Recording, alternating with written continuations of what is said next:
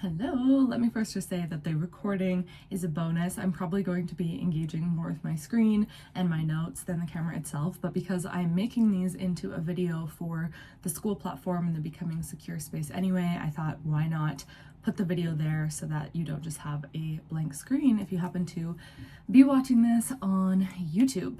All right, let me start my audio recording here.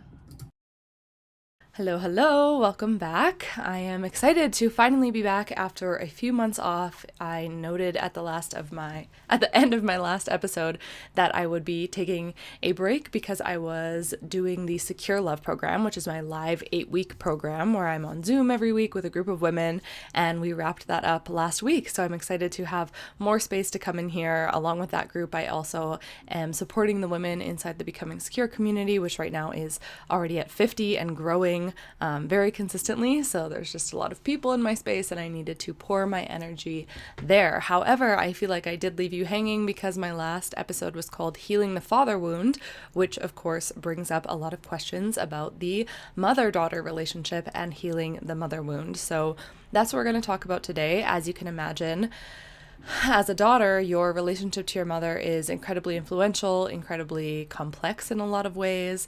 And so we're going to explore, really similar to the last episode, different dynamics, how that shows up, how it affects the daughter, you in this case, and then some stories to sort of illustrate those dynamics too and see where you can mix them together. Because as I go through these with you, you're probably going to notice, oh, maybe there's a little bit of that and a little bit of this. So I just want you to hang with me through the whole thing. And then at the end, we'll piece it together and also explain to you what it looks like to start to repair some things that might need repairing in this relationship. And I don't make either of these episodes as a way to make our parents seem bad or wrong.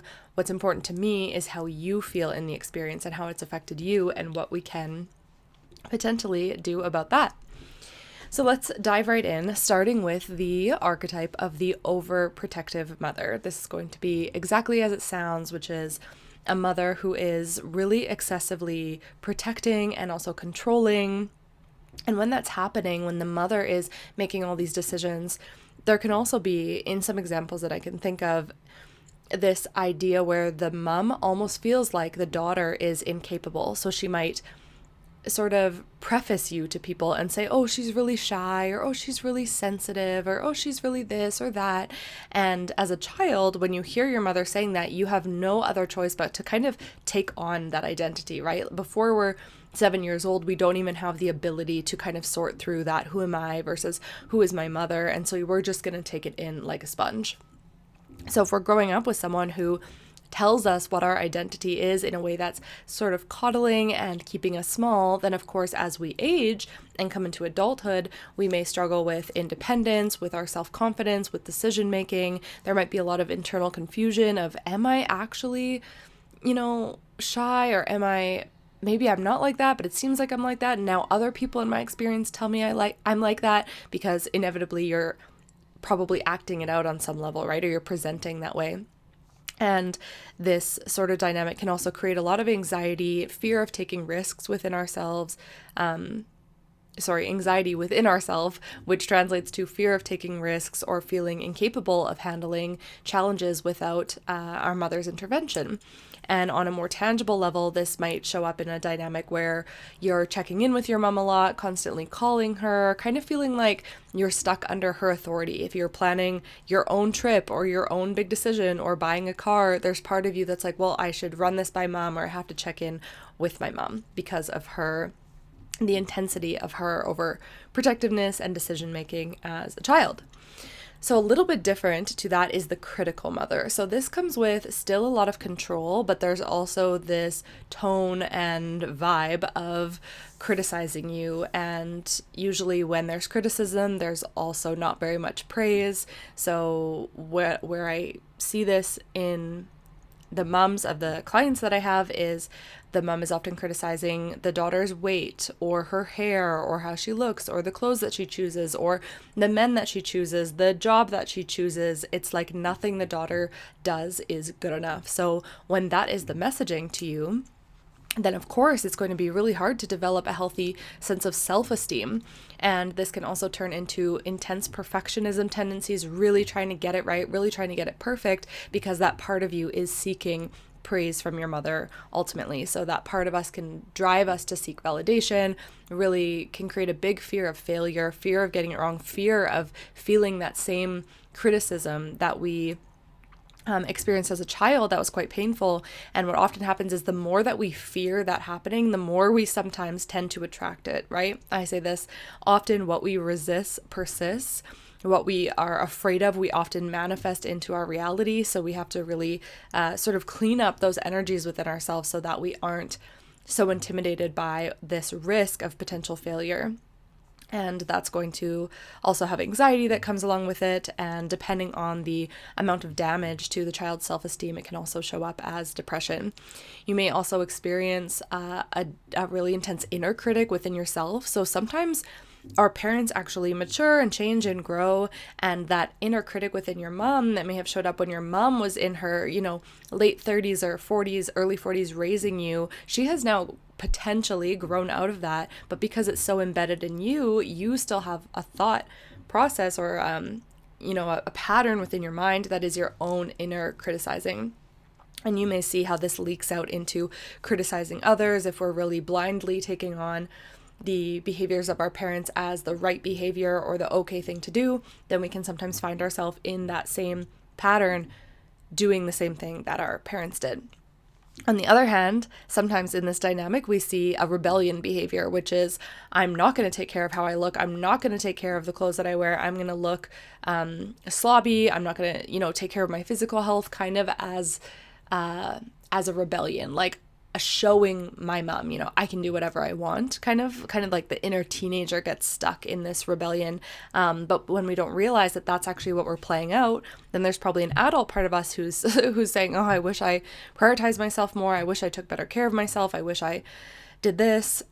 Meanwhile, the criticism's probably still coming in from your mom. So it's a tricky one to break out of, because that rebellion is sort of your defense system. It's your way of trying to get a sense of control, a sense of your own choice and your own autonomy. But when that coping mechanism is actually creating choices that are harmful to you, that's when we can redirect that energy in a much better way, because gaining your own sense of control and autonomy is important, but we also want to make sure that it's serving you in your growth and your feeling good and your highest good. So the third example is the emotionally unavailable mother. So that's going to be a mother who's physically present with you, physically, around in the home. Maybe she's even doing the cooking and the cleaning, but she's emotionally distant. So you as a child can definitely sense this closedness, probably notice that she doesn't really share her emotions, maybe feels cold, maybe is always saying, like it's fine, everything's fine, but you can feel this coldness, this close, this rigidity within her.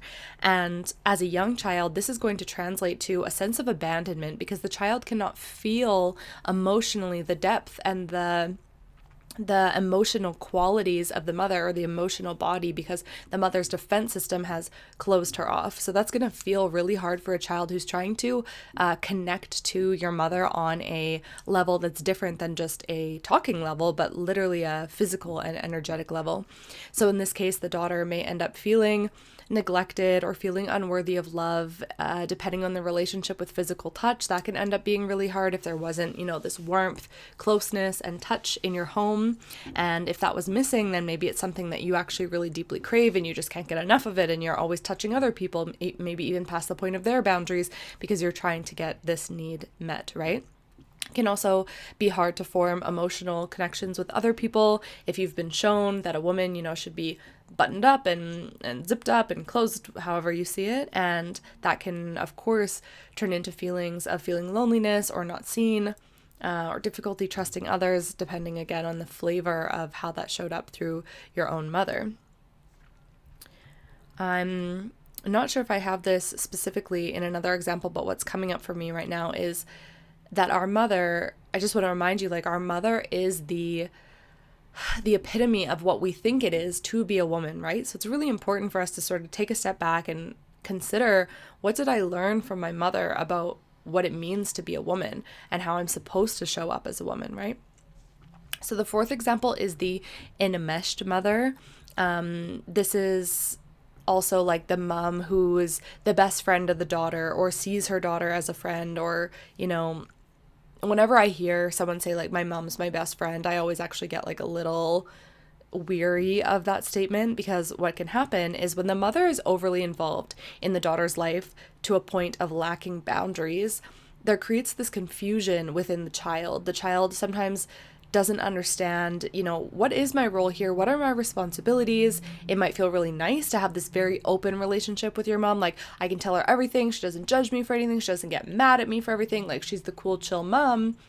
But then when you are growing up, you might struggle with any sort of authority or structure or boundaries in other areas of your life, because there wasn't containment when you were little. You were kind of like allowed to do whatever you want, and maybe you were the kid that was like, you know, going out late and just could just get away with it, which is cool and fine and fun in a lot of ways.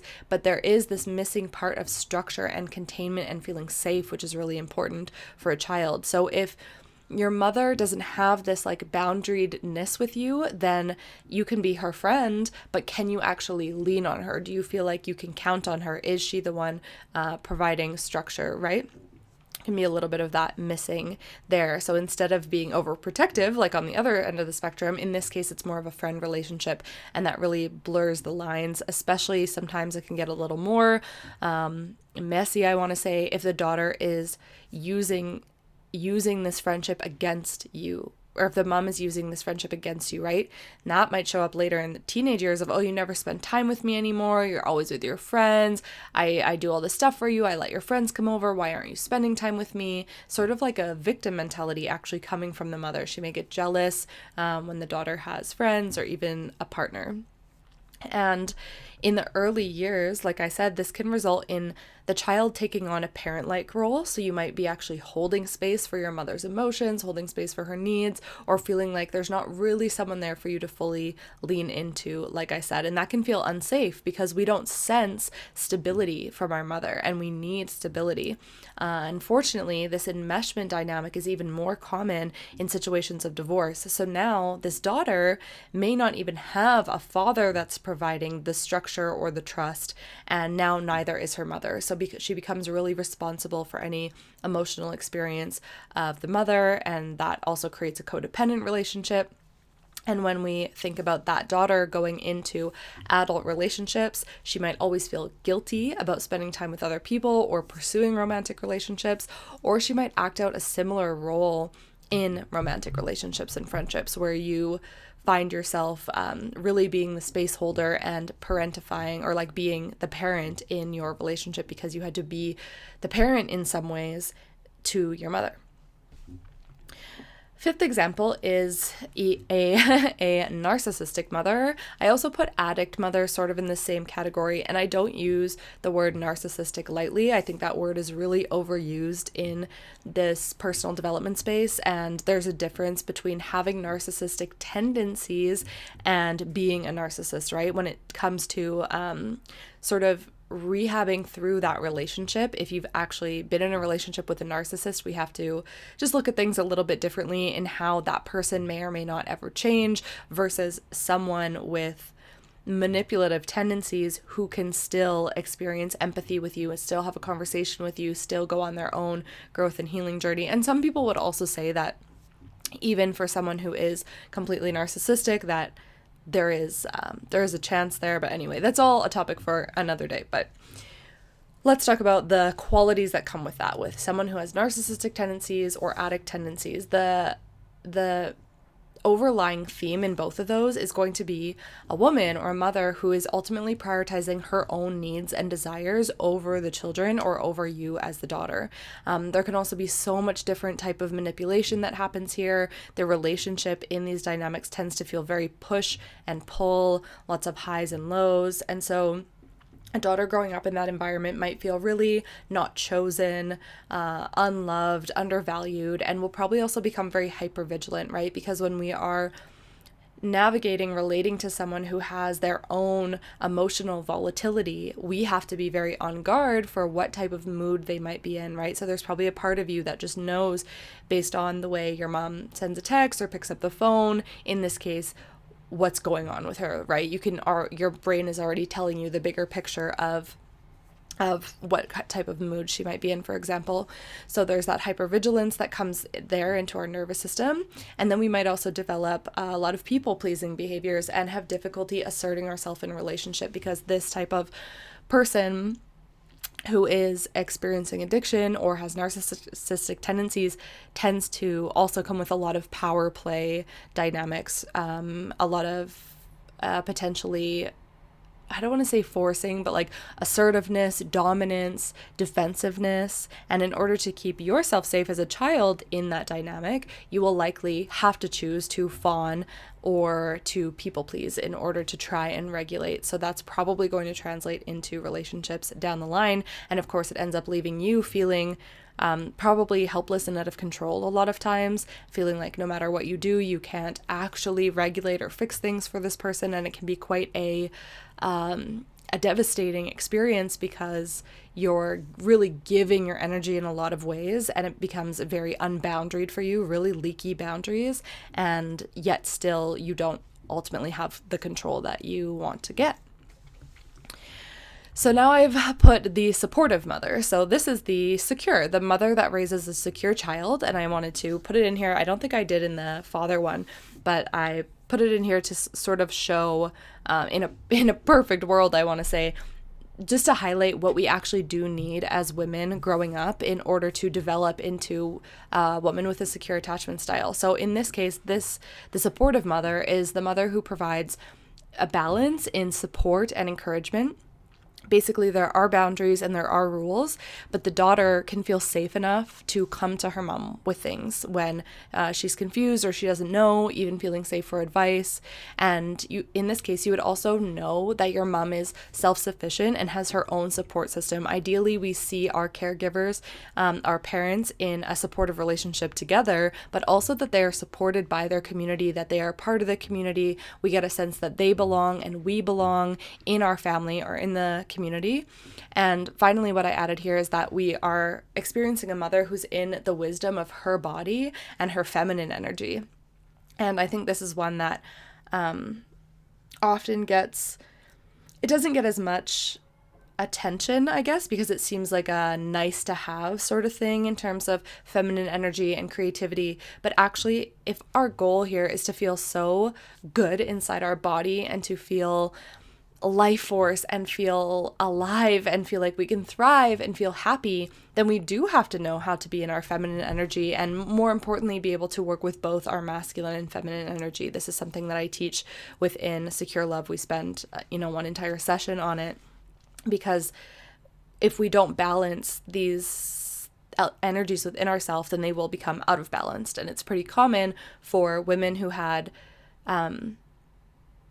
to be hyper independent or became really independent to be more in their masculine. It can be hard to soften into this feminine energy, but it's in our feminine that we receive. It's that we open, we soften, we feel full, we feel loving, we feel like we can share and be generous without resentment, and yet there's still a healthy boundary there. So in this supportive mother role, she's also in the wisdom of her body. She's like the oracle of the family. She knows what people need. She's able to give generously while still fiercely taking care of herself and honoring her own body. And that is ultimately what we want our daughters to see and learn from us, right?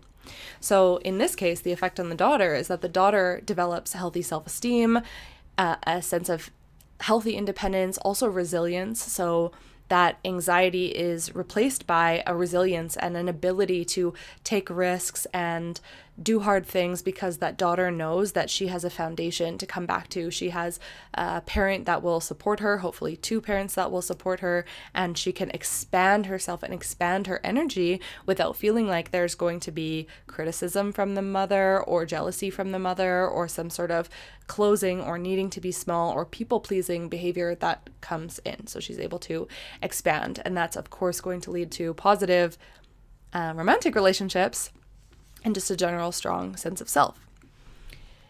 And again, you might see some of these things from your own mom in different archetypes or different dynamics that I describe. So I have two more. And the next one is the absent mother. So this includes a mother that was either physically absent due to working a lot, due to a separation, or of course a mother that passed away.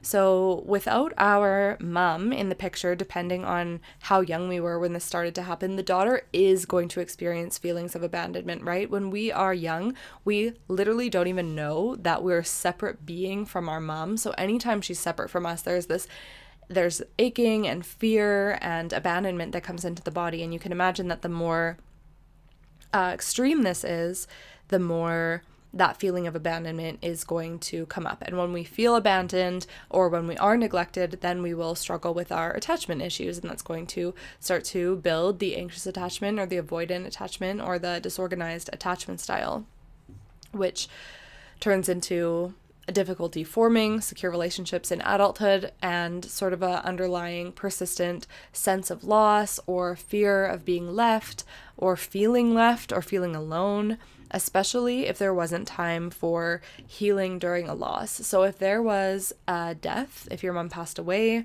or a separation where she walked out and she didn't come back, and there wasn't really room to grieve that through your body because your dad or other caregiver maybe didn't know how to do it, or everyone just tried to move on and you thought, I just need to get over it, she's not coming back. That is going to be harbored within your body, right? So when I work with clients who are grown up now but lost their mom at a young age, we do have to spend some time feeling through that loss, because that loss shows up all through life. It's there on every Mother's Day and during big life milestones, and that is going to continue to be a potential space within you, something that will come back around over and over. And it's worth spending time with yourself and making sure that you're getting the nurturing that part of your soul needs in other ways, whether it's from yourself, from a support system, from another healthy mother figure in your life. Sometimes when we have the absent mother, we tend to seek out female figures in our life that can replace that, but sometimes we end up seeking out females that replace it in not the most healthy way. So either we feel super anxious to get the validation from a female role model, or we find someone that mirrors the behaviors of our mom that might not have been super ideal, which creates another painful dynamic. So we really need to take time to come into the space in what has been missing there and offer the deepest, purest compassion and nurturing that the mothering energy should be filling us with.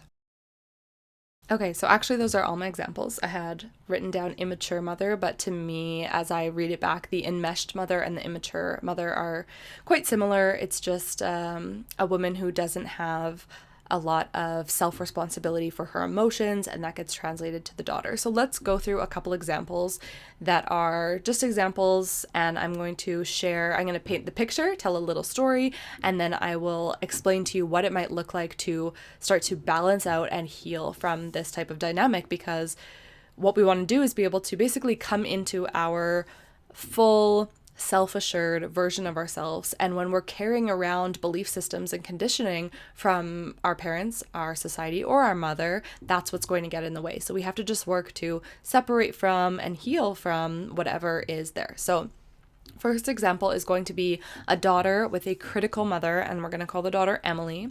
So Emily as a bright and ambitious young woman who excelled in academics and extracurricular activities. However, no matter how much she achieved, her mother always found something to criticize.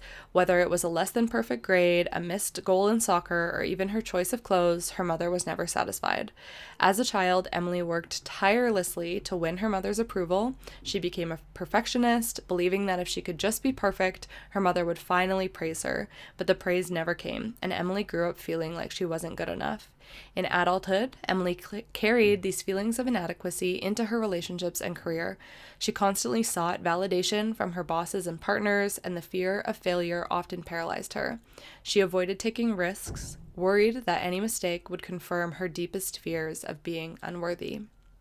And if this is something you've experienced, then you can probably relate deeply. And so if Emily now were to come into a therapeutic situation and want to reflect on this, she would need to start to, one, understand that her mother's criticisms are much more about her mom than her, right? This is a mother who is projecting her own criticism onto her daughter. Then the second layer there is reframing your own self-perception, right? So we have to recognize that your achievements and your worth are independent of your mother's approval or your boss's approval, and that it is worth celebrating because it's worth celebrating, right? It is completely separate. And when we can separate from that, we start to see, oh, where did I do this for my mom's approval versus where did I do what I actually want to do? And if what I actually want to do is sail across the ocean, that's what's going to actually give me the deep approval that I want. But what I'm trying to do is what I think I should do in order to get this surface level approval from other people in order to feel like I can fulfill my mom's approval or lack of approval. In that process of reframing your own self-perception, there has to be self-compassion.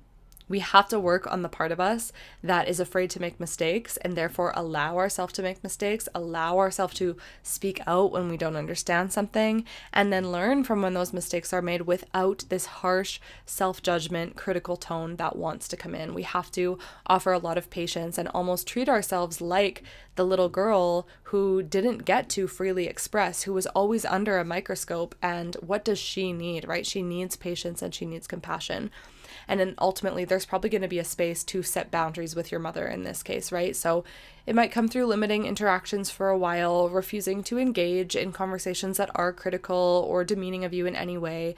As a human, you just don't have to tolerate that behavior from another woman. It doesn't, or another person. It doesn't matter if it's your mother, right? So you do have the, what's the word? Not capacity, but the right basically to just not engage in that anymore. And of course, that's probably going to create some pushback and tension, but it doesn't have to be delivered from you in a mean way. It can just be delivered from a boundary, right? So let's give another example. This is I wanted to kind of create one that was more of a mix. So in this example, I created the mother, Diane, and Diane is she carries a lot of resentment about how her life turned out, and she sort of puts that as guilt onto her kids. So the story is that Laura grew up in a household where her mother, Diane, often spoke of the opportunities she missed. Diane had married young, foregoing a promising career to raise a family. Though she believed she should be happy with her life choices, she couldn't shake the feeling of resentment that lingered beneath the surface. Diane projected her insecurities onto Laura, constantly reminding her of the sacrifices she made. She would say things like, "I gave up so much for you, you need to make sure that it's worth it." And this left Laura feeling an overwhelming pressure to have to excel in every area of her life, to have to make decisions that would please Diane, and believing that her achievements would hopefully make up for her mother's lost dreams, as if it was her responsibility to do that. So then Laura goes on to excel academically and pursue a very high-powered career, but always still felt a sense of nagging sense of guilt or inadequacy. No matter how much she achieved, it seemed like it was never enough to alleviate her mother's resentment. And it's very interesting, right? Because you can see the daughter's drive is to alleviate this horrible feeling that her mother's carrying. Meanwhile, her mother is literally the one carrying it. So no matter what, if her mother's story is resentment towards the life she chose, it will not matter what Laura does. She will still feel that way. Even if for a moment she feels grateful or proud that Laura went on to have this high-powered job, it's Diane, the mother's own resentment, right? So she would have to work through that and she would come right back into it. So those subtle criticisms that the mom gives to the daughter, or the little guilt trips and emotional manipulations, are going to leave the daughter really struggling with her own worth, and is she doing the right thing, and is she doing enough? Because no matter how much she does, the mother doesn't get relieved of this, basically. On top of that, Laura might be pursuing a path that she doesn't even want in order to try and appease her mother. So when we put all of this energy towards something that is really at the core of it validation to get validation from our parents, that is a really good way to burn ourselves out. So there's one other detail within the story, which was at family gatherings, Diane would put on this facade of being so happy, but of course Laura, the daughter, can sense the underlying tension within her, and that underlying tension created constant emotional volatility at home, which made Laura anxious and hypervigilant to her mom's state, always trying to anticipate and mitigate her mother's moods. This then carried over into her adult relationships, where she often found herself in romantic partnerships where she was walking on eggshells, fearing confrontation, and trying to avoid conflict at all costs. So again, this is just one example of how these things can piece together. And in Laura's journey to separate and heal from that type of experience, her first step is to begin to understand that impact of her mother's unfulfilled dreams and acknowledge the resentment that her mother has of her own life, right? Just understanding the impact that it had on her. Second to that is starting to separate her identity and her worth from her mother's expectations or perceived expectations and emotional state. Then after that, we start to set clear boundaries and really recognize, as Laura, she is not responsible for her mother's happiness. And when that's been part of your subconscious for 27 or 30 years, that's going to be something that you have to consciously separate from and see where you're letting your energy collapse back into that and pulling it back to yourself. Ultimately, it's also going to be important for Laura to build a supportive network of friends and mentors who do encourage her to embrace who she actually is and who she feels like she can be herself around and make her own decisions around, and therefore pursue the path that's authentic to her instead of trying to resolve something for her mom. So I hope that these two stories sort of painted an even more clear example of what this looks like and how it looks to come back into yourself so that you can be the secure version of yourself that you want to be without these sneaky little things that are playing out through our subconscious. So as with a lot of these podcast episodes, I have a practice inside the Becoming Secure community. And in this case, this is a really extensive one where we get to sort of you'll get to look at your relationship to the feminine sort of in general, what it means to be a woman. And then there's a pretty deep and powerful clearing exercise and boundary exercise that of course can just stay within your own journal or whatever you're doing it, but it might give you a really beautiful framework to bring into a conversation if you wanted to. But ultimately, it's a place for you to just go into that exercise, put some music on, spend some time journaling, which I know is probably something that you want to do, and really map this out for yourself so that you can see what's happening, not just from hearing me say it and saying, oh yeah, that's kind of me, but like these questions will really help you get clear on what it is for you and what your steps are, and then how you can actually do that. So that is a deeper dive on this topic so that you can understand why you are the way you are in this dynamic and why things happened the way that they did. And that is in the Becoming Secure community, which is a platform that you can access on your phone if you download like a super free app that's really easy to use. You'll download it, you'll log into your login for this group, and then it has all of my exercises and practices there, also guided somatic practices if you want to listen to them in your headphones on your phone, or of course you can just log into the website and bring it up on your desktop. So it's a really easy thing to get into actually, which is why I love having it on this platform, which is called school.com, and there's a link in the show notes for you. I'm going to leave it here. Thank you so much for being here with me. I'm hoping to hear your feedback and connect with you inside that group. Until then, sending you a lot of love. Bye.